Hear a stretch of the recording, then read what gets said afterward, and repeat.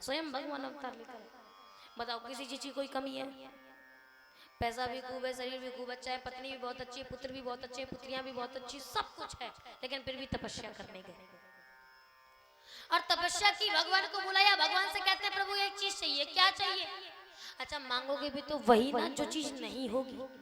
पर मनु महाराज के पास पुत्र है, फिर भी भगवान से कहते हैं चाहूं तुम्हें समान सुत, मुझे आपके जैसा बेटा चाहिए। भगवान ने कहा बेटा तो है तुम्हारे पास, फिर मुझे क्यों चाहिए? का इसलिए चाहिए कि जो आचार संहिता मैंने बना कर रखी है उसका कोई पालन करने वाला।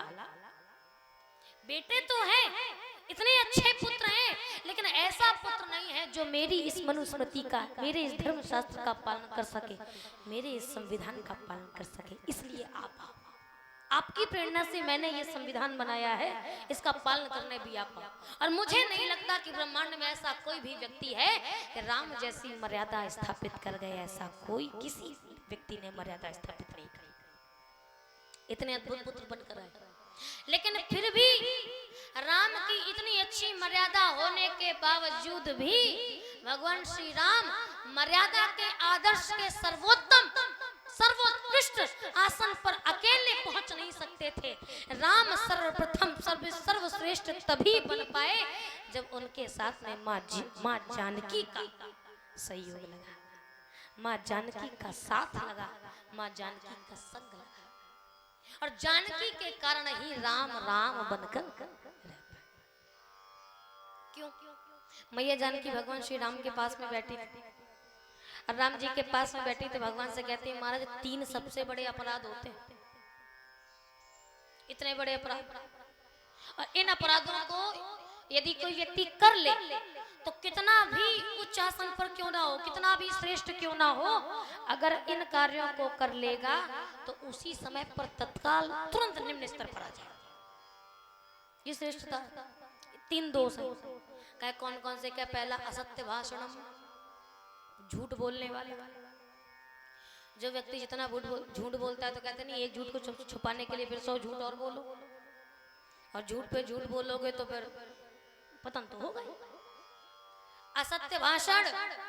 और दूसरी पराई स्त्री को परदारा विभत्सनम, दूसरी स्त्री को, पराई स्त्री को, पराई माताओं बहनों को गलत निगाह से देखना, ये दूसरा सबसे बड़ा दोष है।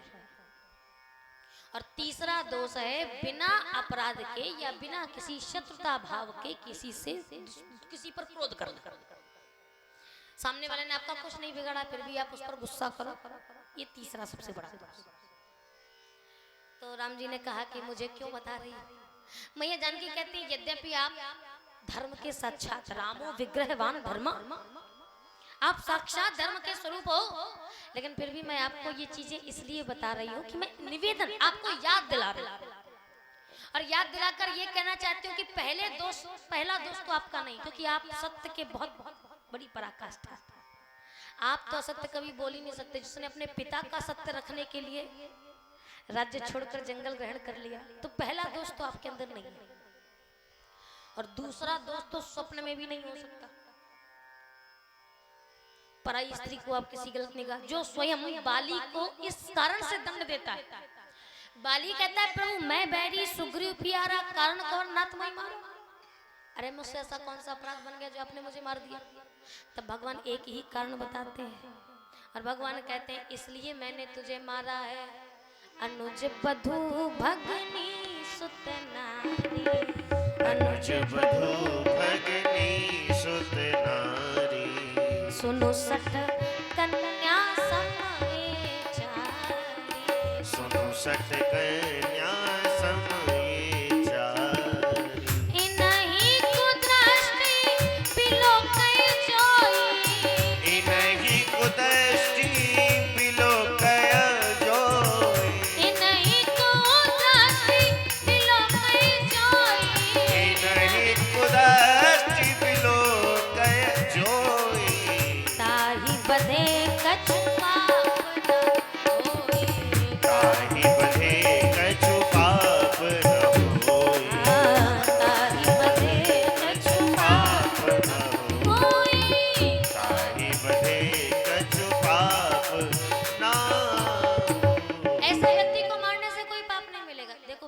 बात त्रेता युग की है। अगर कलयुग में इसको पालन करने की कोई चेष्टा भी मत करना, फिर ये ना कहना धारा 302 लग जाए तो तुमको अच्छा बता के गई थी। ये राम जी कहते हैं। अर्थात जो व्यक्ति ऐसे विचार स्वयं रखता हो तो वो स्वप्न में भी ऐसा नहीं कर सकता। अर्थात दूसरा दोष भी आपके अंदर नहीं, पर तीसरा दोष। क्यों? अच्छा एक बात बताओ, सारे राक्षसों ने आपका क्या बिगाड़ा था? जिसने बिगाड़ा था उसको मारते, पर सारे राक्षसों को मारने के लिए आपने संकल्प ले लिया, निश्चयहीन करूंगी भुज उठाए प्रण की। सारे राक्षसों ने आपका कौन सा दोष किया है? आपसे कौन सी दुश्मनी ली है जो आप उन पर बिना बात का क्रोध कर रहे हो? राम जी ने कहा देवी बिना बात का क्रोध तो नहीं है, पर कारण एकमात्र यह है कि मैं ब्राह्मणों का सत्कार करता हूं। मैं मेरे वंश में, मेरे कुल में विप्र का पूजन होता है। हम उनको सर्वश्रेष्ठ मानते हैं। और जिन दैत्यों ने विप्रों का ही आनंद किया हो, जरा विचार करो मैं उनको कैसे छोड़ सकता हूँ? मैया जानकी ने कहा बिल्कुल आपका वंश विप्र सेवी है, सब कुछ है, लेकिन मैं आपका उनसे कोई अपराध नहीं बना है, और इसीलिए मैं आपको तीसरे दोष से बचाने के जानकी कहती हूँ। भगवान श्री राम से स्वामी आपको तीसरे दोष से बचाने के लिए मुझे रावण के पास जाना पड़े। क्यों? क्योंकि मैं रावण के पास जाऊंगी तब जाकर अपराध बनेगा, तब आप अपराध के सहित राक्षसों का वध कर सको। और बिना अपराध के वध करोगे तो तीसरे दोष के भाजन बनोगे। इसलिए मैया जानकी ने स्वयं को अग्नि में प्रवेश किया और स्वयं का प्रतिबिंब वहां रखा। माँ जानकी ने राम को राम बनाया। इसलिए भगवान श्री गोस्वामी तुलसीदास जी वंदना करते हैं, उद्भव स्थिति संहार क्लेश हारिणीं सर्वश्रेयस्करीं सीता न तो हम राम वल्लभ। ऐसी श्री राम वल्लभा को मैं बारंबार प्रणाम करता हूँ।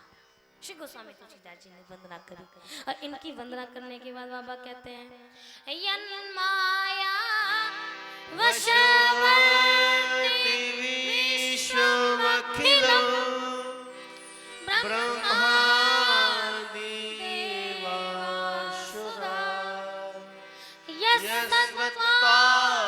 यस्त्वादुमसे भाति सकलं रज्जो यथा ब्रह्म यत्पादप्लवमेकमेव हि भवाम्भोधेऽस्ति वन्दे अहं तमशेष कारणपरं रामाख्यं ईशो हरि। भगवान श्री हरि की वंदना करें, और हरि की वंदना करने के बाद सारे जितने भी वेद हैं, नाना पुराण निगमागम सम्मतम यद रामायणे निगदितं क्वचिदन्तयो अपि शान्ता सुखाय तुलसी रघुनाथ गाथा वासा निबंध मति मंजन मातनो। अंतिम श्लोक में श्री राम की गाथा का, राम की कथा का वर्णन करते हैं, स्तुति करते हैं, वंदन करते हैं।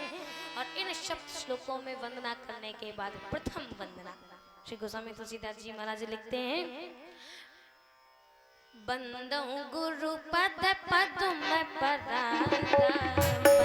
गुरु पद पदुम परागा, सुरुचि सुबास सरस अनुरागा, सुरुचि सुबास सरस अनुरागा, अमिया मोरी में चूरन चारो, अमिया मोरी में चूरन चारो, समन सकल भवरुज परिवारो, समन सकल भवरुज परिवार, समन सकल भवरुज परिवारो। समन सकल भवरुज परिवार। दूसरी वंदना किसकी? प्रथम वंदना करते हैं अपने गुरु के चरणों की। बंदौ प्रथम बंदौ गुरु पद पदुम पराग। मैं अपने गुरु के चरणों के पराग का वर्णन करता हूँ, जिसको यदि नेत्रों में धारण कर ले, काजल की भांति धारण कर ले, तो जिस प्रकार से अगर यदि गुरु के चरणों के नखों की वंदना करता हूँ और उसको यदि कोई व्यक्ति नेत्रों से लगा ले, बुद्धि से लगा ले, तो एक चमत्कार हो जाएगा। और चमत्कार कैसा? उघरहि विमला विवेक नेत्र नहीं बल्कि भीतर के नेत्र जग जाएंगे, और जिसके भीतर के नेत्र खुल जाते हैं तो कह सूझहि रामा चरितमणि। जो रामचरितमानस के जो गुप्त रहस्य है, गुप्त प्रकट जहां जो जी खान। जिस चौपाई में, जिस दोहे में, जिस छंद में, जिस सोरठा में जो रामचरितमानस की खान छुपी हुई है, वो उसके सामने स्वतः ही प्रकट हो जाएगा। उसे कोई प्रयास नहीं करना पड़ेगा। ये गुरु की वंदना है। और इसीलिए हम सब भी भगवान से यही प्रार्थना करें, प्रभु एक जीवन में ऐसा संत, ऐसा महात्मा तो अवश्य मिले जो हमें भगवान से, जो इस संसार सागर से पार कर दे। हाथ जोड़कर उन गुरु की वंदना करें। श्री गोस्वामी तुलसीदास जी कहते हैं, हम सब भी कहें क्या? मिले कोई ऐसा संत फकीर, मिले कोई ऐसा संत फकीर, जो ला दे भव दरिया के तीर। मिले कोई ऐसा संत फकीर, मिले कोई ऐसा संत फकीर, जो ला दे भव दरिया के तीर, जो ला दे भव दरिया के तीर, जो ला दे भव दरिया के तीर। ऐ मेरे मन छाड़ी मन हरि विमुखन को संग, जिनके संग कुबुद्धि उपजत है परत भजन में भंग। छाड़ी मन हरि विमुखन को संग। ऐसे लोगों की संगत नहीं, ऐसा संत मिले जो मुझे भगवान से मिलाए। और प्रथम वंदना अपने गुरु की। द्वितीय वंदना कहते हैं, वंदौ प्रथम महेश्वर चरणा। पृथ्वी के देवता ब्रह्मणों की वंदना करते हैं, उनके आशीर्वाद स्वरूप जो इस संसार में मोह जनित संशय सब हरणा। मोह के विषीभूत होकर व्यक्तियों के मन में जो संशय उत्पन्न हुआ है, जो दुविधा उत्पन्न हुई है, इस दुविधा को जो मिटा सकता है, ऐसे ब्राह्मण देवताओं को, ऐसे विप्रों को, ऐसे महेश्वर को मैं बारंबार प्रणाम करता हूँ। केवल संतों की ही नहीं, बंदों संत असंत सबकी वंदना करी, खलों की भी वंदना करी। क्यों? कहे खलों की वंदना इसलिए करी कि महाराज जैसा भी चल रहा है मेरे काम को निर्विघ्न संपन्न हो जाने देना, इसमें कोई विघ्न बाधा उत्पन्न न करना। इसलिए कभी कभी वो कहते नहीं, वक्त पड़ने पर गधे को भी बाप बनाना पड़ता है। तो इसलिए आपकी भी मैं वंदना करता हूँ। आप भी मेरे लिए पूजनीय हो। क्यों? क्योंकि आपसे बुरी गति स्थिति तो मेरी है। अपने बारे में कुछ नहीं कह सकता, और अपने बारे में कहूंगा तो बाढ़ है कथा पार नहीं लहा। इसलिए थोड़े में बता रहा हूँ, थोड़े ही मत जानी है सयाने। जो विद्वान होंगे वो थोड़े में ही समझ जाएंगे कि मैं कितना नीच हूँ, मैं कितना गिरा हुआ हूँ। लेकिन फिर भी मैं ऐसी बड़ी चेष्टा कर रहा हूँ कि मैं राम का यश वर्णन, और वो भी स्वयं से नहीं, अपनी बुद्धि से नहीं। किससे? क्या मैं इतना मूर्ख था कि मेरे गुरु ने बारंबार मुझसे चाहा, मुझे सुनाया, इस कथा को बार बार वर्णन किया, मेरे मन में नहीं घुसी। लेकिन बार बार सुनने के कारण जैसा मुझे समझ में आया है वैसी कथा का वर्णन कर रहा हूं। और ऐसी कथा का उद्भव कब? बाबा कहते हैं, अवधपुरी यह चरित प्रकाशा, अवधपुरी यह चरित प्रकाशा। नवमी भामा वार मधुमासा, नवमी भाम वार मधुमासा, नवमी भामा वार मधुमासा, नवमी भाम वार मधुमासा। अवधपुरी चरित प्रकाशा अवधपुरी यह चरित प्रकाशा अवधपुरी यह चरित प्रकाशा अवधपुरी यह चरित प्रकाशा। इस कथा का वर्णन मैं करने जा रहा हूँ। सबकी वंदना करी, पूरी अयोध्या की वंदना करी, अयोध्या के सारे लोगों की वंदना करी, श्री राम जी की वंदना करी, लक्ष्मण भरत शत्रुघ्न सबकी वंदना की। और वंदना करने के बाद पूरे के पूरे 9 दोहों में श्री गोस्वामी तुलसीदास जी ने केवल राम नाम की वंदना की। और वंदना करते हुए क्या कहते हैं श्री गोस्वामी तुलसीदास जी ने कहा, ब्रह्मांड में राम से भी बड़ा यदि कोई है तो 2, एक नहीं 2। और 2 बड़े कौन? कहा सबसे पहले ब्रह्म राम ते नाम बड़ा, वरदायक वरदान, रामचरित सतकोटि लिय महेश जिय जान। सबसे बड़ा भगवान का नाम, राम से बड़ा राम का नाम। और कितना बड़ा नाम? बाबा कहते हैं कहाँ कहाँ लगी नाम बड़ाई, कहाँ कहाँ लगी नाम बड़ाई, कहाँ कहाँ लगी नाम बड़ाई, कहाँ लगी नाम बड़ाई। स्वयं राम न सकाई नाम गुण गाई, राम न सकई नाम गुण गाई, राम न सकाई नाम गुण गाई। राम न सकई नाम गुण गाई। राम जी भड़क गए भैया। गोस्वामी तुलसीदास जी ने ये लिखा तो राम जी कहते हैं अच्छा हमसे बड़ा हमारा नाम बता रहे, जरा बताओ तो सही कैसे बड़ा हमारा नाम? क्या तुम्हारे रूप हैं 2, निर्गुण और सगुण। और इसी प्रकार से जिस प्रकार से तो भगवान ने कहा मेरे तो 2 रूप हैं, पर राम, बाबा कहते हैं राम नाम में भी 2 अक्षर हैं, रा और एक निर्गुण रूप का, निर्गुण रूप का स्वरूप है और दूसरा सगुण रूप का स्वरूप है। 2 नाम। दूसरा निर्गुण रूप कौन? क्या निर्गुण रूप से इसलिए भगवान का नाम बड़ा है।